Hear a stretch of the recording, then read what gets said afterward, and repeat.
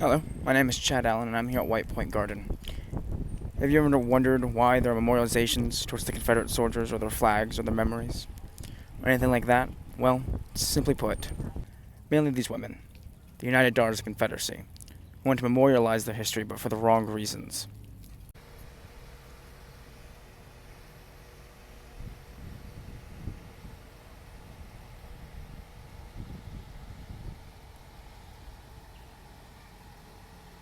So, who were these women? Like I said before, these women were ex-Confederates. The founders, at least, were ex-Confederates. They targeted many women, mainly focused in sewing shops and places that women could hold at the time. And this is where this lost cause idea starts. It starts with these women who wanted to prove that the war was over states' rights, not over slavery. And they wanted to prove this because if it was over slavery, they lost the war. If it was over states' rights, they could swing it to where they didn't lose the war, and it was a little strange. And I'll explain why in a little bit more. Now, it's no surprise that I don't like these women. Let's be honest. However, what is a surprise for most people is that I am the great-great-great-grandnephew of Robert E. Lee. So I should be expected to wave my heritage with pride and talk about how it's heritage and not hate. However, I despise these women. The way they hurt America, the way they hurt a country that should have been rebuilding, and they took advantage of that. They took advantage of the Old South and the old people in the South. They took advantage of the strive for the New South to keep the Old South. And they changed history. And every way they could, they changed it. I despise these women. And everything that they've done.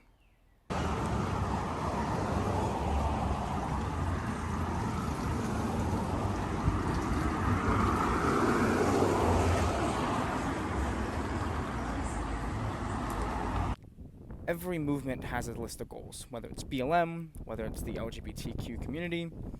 Every group of people has a set of goals. Now, whether they're trying to achieve equality or just better rights is a different story. But they all have goals, and so did the UDC.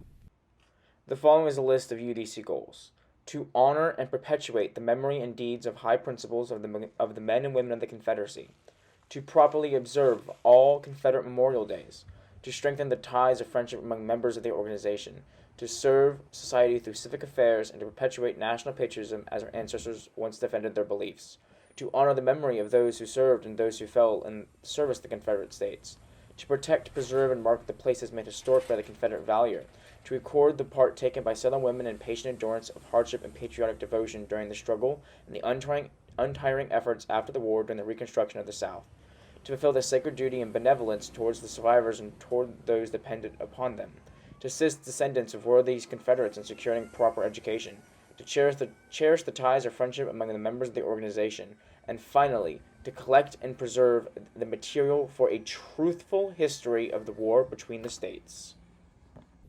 Their goals were twisted, and those goals were also used to hurt the 60s movement, and the BLM movement, and the LGBT movement, and the New South movement.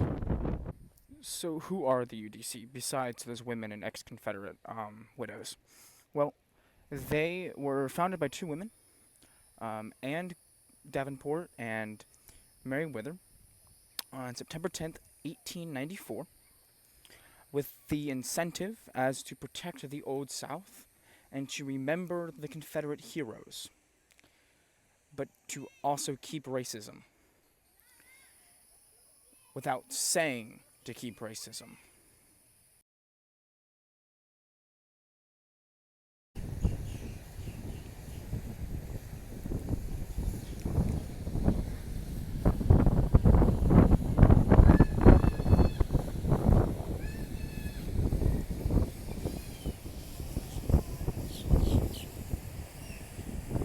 After a decent following, they decided to do two things. One, build homes and refugees for ex-Confederate and ex-Confederate widows. They also decided to start an after-school club called the Children of the Confederacy. Now, both these groups, the Daughters of the Confederacy and the Children of the Confederacy, are still around today. South Carolina even has its own representative for both clubs. Now, in the Children of the Confederacy, they learned two things: the lost cause myth and racism.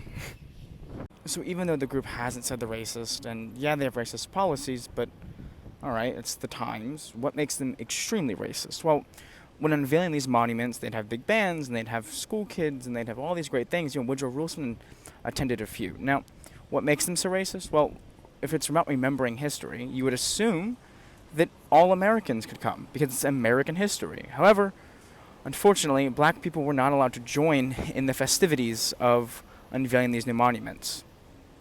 So, a lot of things after history as well, how did they succeed, or where did they succeed, or did they succeed at all? Well, for the Daughters of Confederacy, anyone can look around and know they succeeded. You can look in a church, you can look in a public park, you can look even downtown at White Point, you can look downtown at the gardens, everywhere. The one at the beginning of this video was so small and so unimportant to most people. However, it is a small change. It's a small thing that didn't need to change history, but it did. Behind me is the old slave market, even though no slaves were ever sold there, fun fact. But behind me, right there, right about there-ish, used to hang a Confederate flag. And again, it's a small thing. It's little things in little areas that no one seems to notice, but what it does is it keeps African Americans in the South in their place. It showed them that although this was the new South, the old South was still around. You were still inferior. You were still this. You will always be less than.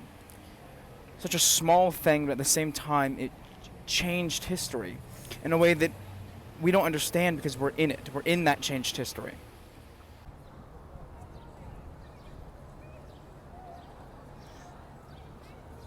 So how did they change things even more? Well, they changed the curriculum. They were able to marry into governors, and they were able to marry into other congressmen. They could change the school curriculum, teaching the proper ways of the lost cause or whatever lies they wanted to feed.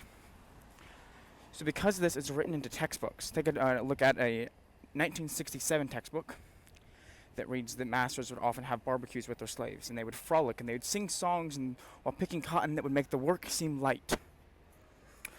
That's a lie. We all know that's a lie. It doesn't take a historian to know that that's a lie. So those monuments that people call for heritage, not hate, if you haven't noticed already, are most definitely for hate. They are there to keep the change of history. They're there to enforce the change of history, and they're there to make the change of history. Remembering history is important. Look at Auschwitz and Hitler's craziness.